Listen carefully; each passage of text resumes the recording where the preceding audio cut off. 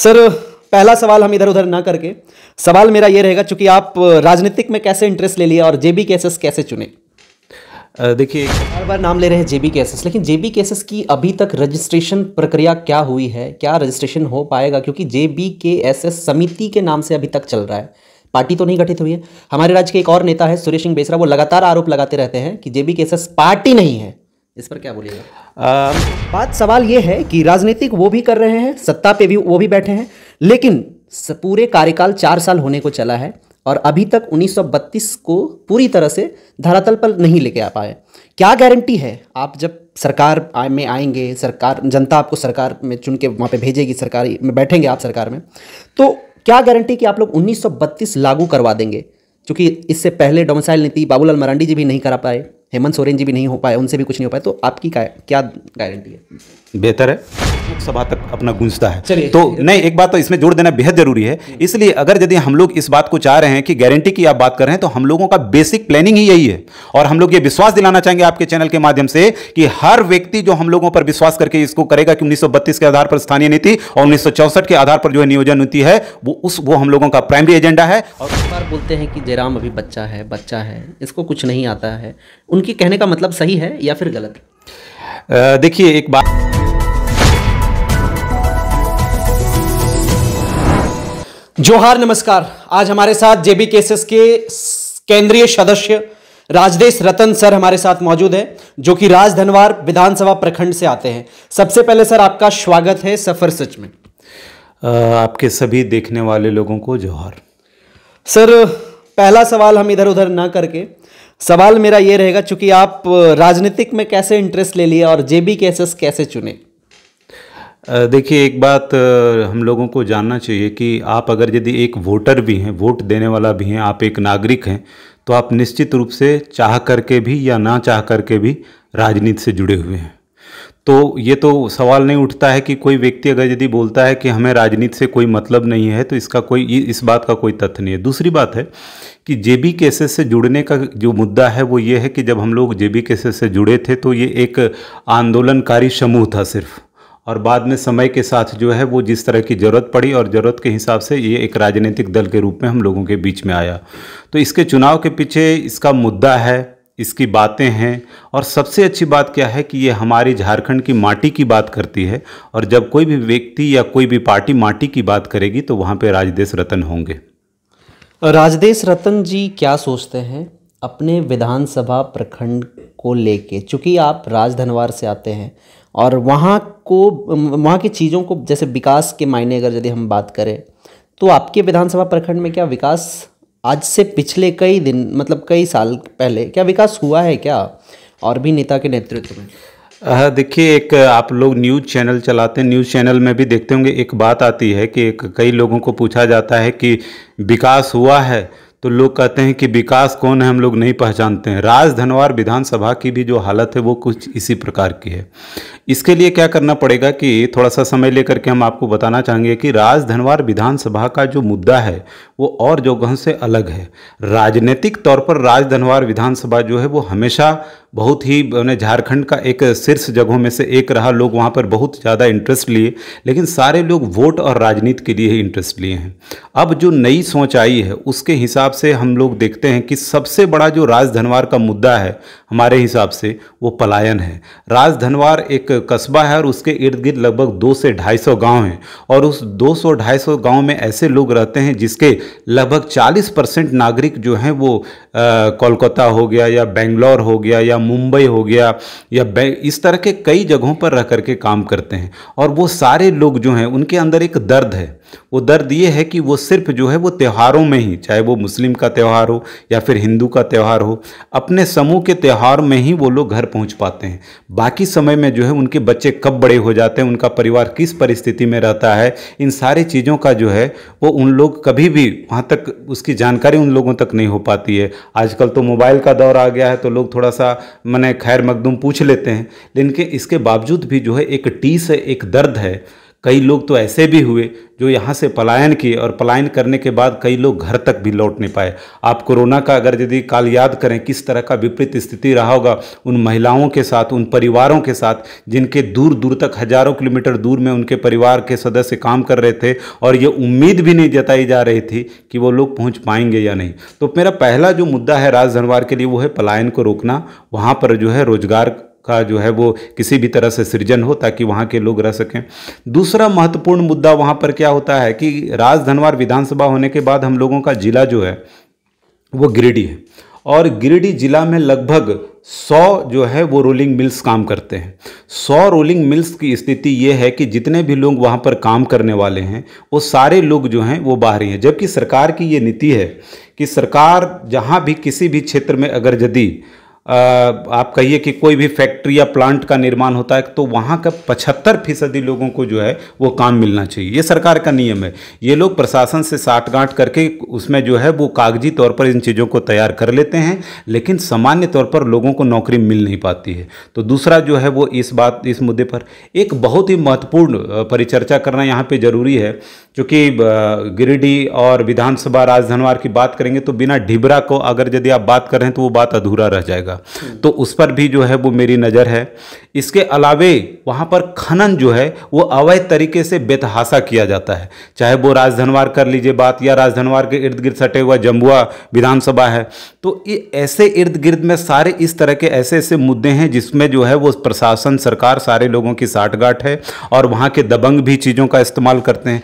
कई जगह पर आप देख पाएंगे कि आए दिन आप देख रहे होंगे कि चोरी की चावल की चोरी हो गई है जो कॉमन आदमी तक पहुंचना था। तो इस तरह के बहुत सारे मुद्दे, मोर ओवर इन चीज़ों से ऊपर यदि आप उठेंगे तो वहाँ पर शिक्षा व्यवस्था पर भी काम करने की ज़रूरत है, क्योंकि आज का शिक्षा व्यवस्था जो है वो टेक्निक से चलने लगा, डिजिटलाइज हो गया, सब चीज़ डिजिटल है और इसके बावजूद भी है राजधनवार हमारा जो इस मामले में पिछड़ा है।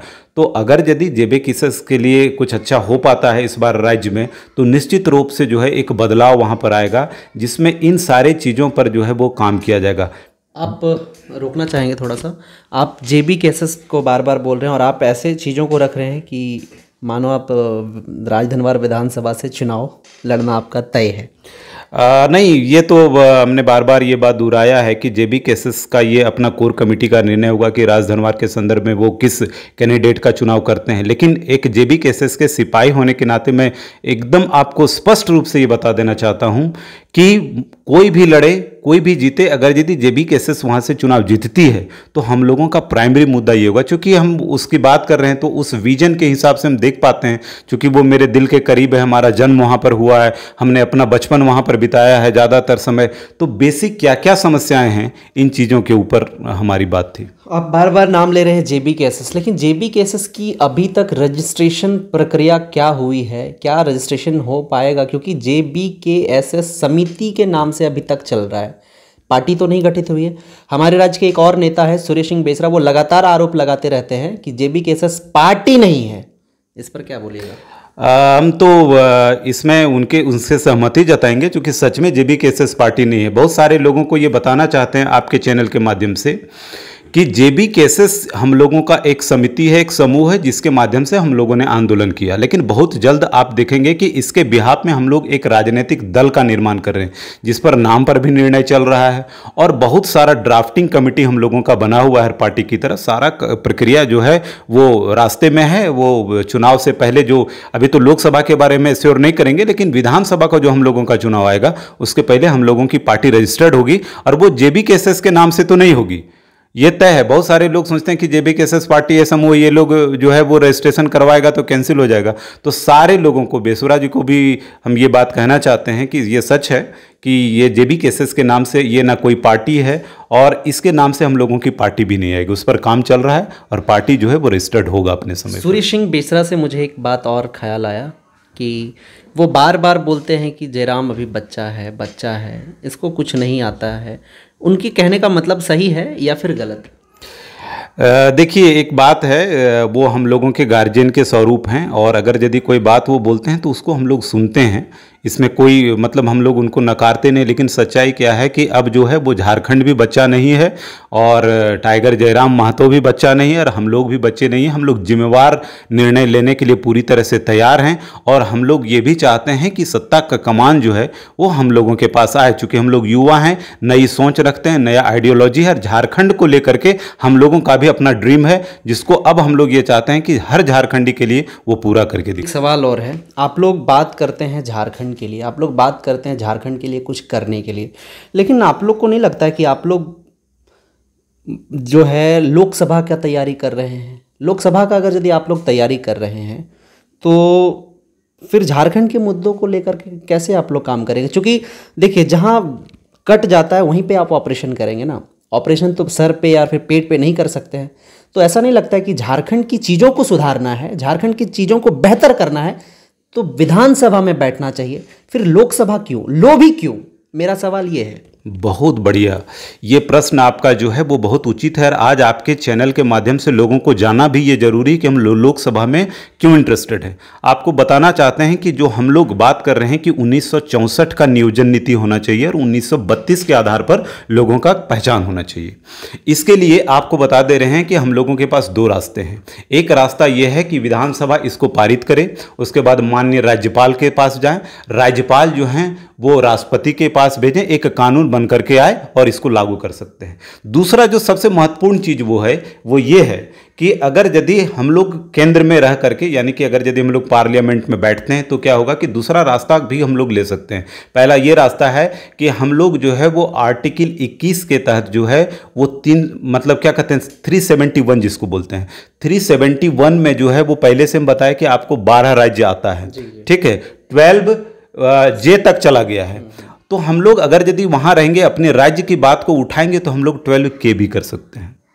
और इसी तरह से इन चीज़ों को, इन नियमों का पालन जो है वो, इन नियमों को हम लोग यहाँ पर लेकर के आ सकते हैं, क्योंकि हम लोगों की आवाज़ को उठाने के लिए वहाँ पर कोई नहीं है। आपको एक उदाहरण के तौर पर कहना चाहते हैं कि पिछले 10 वर्ष से बीजेपी की सरकार रही है और 40% जो है वो हम लोग रेवेन्यू यहाँ से जनरेट करके जो है अपने भेजते हैं केंद्र सरकार को। लेकिन 10 साल के इस ड्यूरेशन में कभी भी नरेंद्र मोदी की सरकार ने जो है वो ये जहमत तक नहीं उठाई कि कैबिनेट में एक स्पेशल कोई रेजोल्यूशन ला करके झारखंड के बारे में बात किया जाए।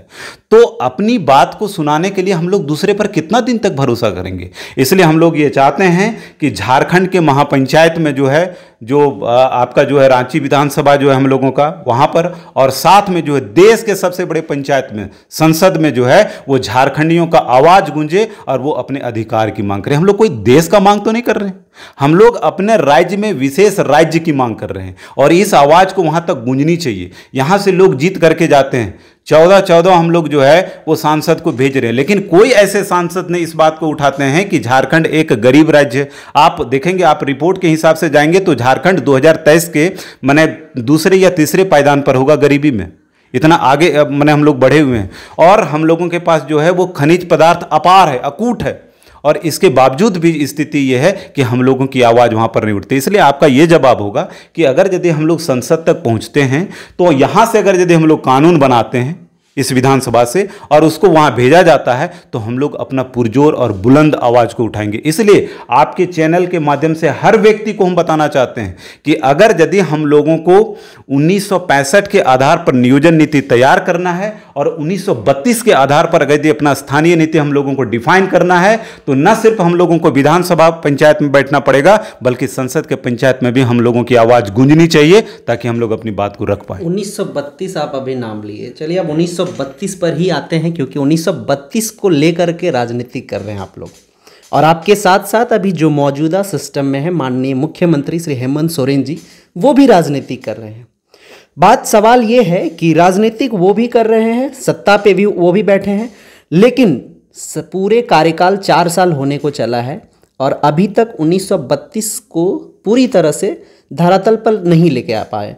क्या गारंटी है आप जब सरकार में आएंगे, सरकार, जनता आपको सरकार में चुन के वहाँ पे भेजेगी, सरकार में बैठेंगे आप सरकार में, तो क्या गारंटी कि आप लोग 1932 लागू करवा देंगे? क्योंकि इससे पहले डोमिसाइल नीति बाबूलाल मरांडी जी भी नहीं करा पाए, हेमंत सोरेन जी भी नहीं हो पाए, उनसे भी कुछ नहीं हो पाए, तो आपकी क्या गारंटी है? बेहतर है एक बात आपको बताना चाहते हैं कि सबसे पहले जो माननीय हमारे हेमंत सोरेन जी हैं, वो मुख्यमंत्री बने तो उनका एजेंडा में 1932 है और उसको लेकर के वो राजनीति की। देखिए, हम लोग सत्ता के लिए नहीं, हम लोग संघर्ष के लिए हैं। हम लोग ने अपनी आवाज़ उठाई, हम लोगों ने ये बात कही कि आप 1932 के आधार पर हमारा स्थानीय नीति बनाइए और 1965 के आधार पर जो है वो हमारा नियोजन नीति बनाइए। बाबूलाल मरांडी जब थे तो उन्होंने डोमिसाइल नीति वो लेकर के आए, लेकिन उस समय जो है वो सरकार मजबूत स्थिति में नहीं थी। ठीक है, सरकार गिर भी गई और इसका फिर यहाँ पे हम बाहरी भीतरी में आएंगे। इसका कारण था कि ज़्यादातर जो विधानसभा में बैठे हुए लोग थे वो बाहरी प्रभाव से चल रहे थे। दूसरी बात है कि साउथ अगर यदि इंडिया को आप देखिएगा तो वहाँ पर MP MLA का जो चुनाव होता है वो क्षेत्रीय होता है और उसके बाद वो लोग निर्णय लेते हैं कि हमारे MP हो गए हैं, अब हम लोग किस पार्टी को जो है वो अपना समर्थन देने जा रहे हैं। इससे क्या होता है कि उन लोगों की आवाज़ जो है वो विधानसभा के साथ साथ जो है वो लोकसभा तक अपना गूंजता है।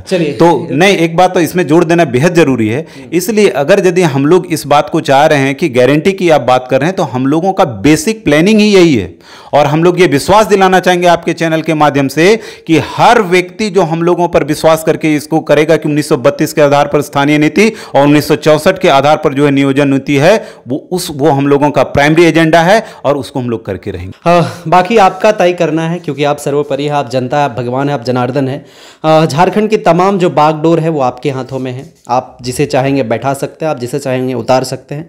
आपकी क्या राय है 2024 को लेकर के, JB केसेस को लेकर के, राजदेश रतन का इस सुंदर सा बात को लेकर के? अपनी राय जरूर रखें। जोहार, नमस्कार।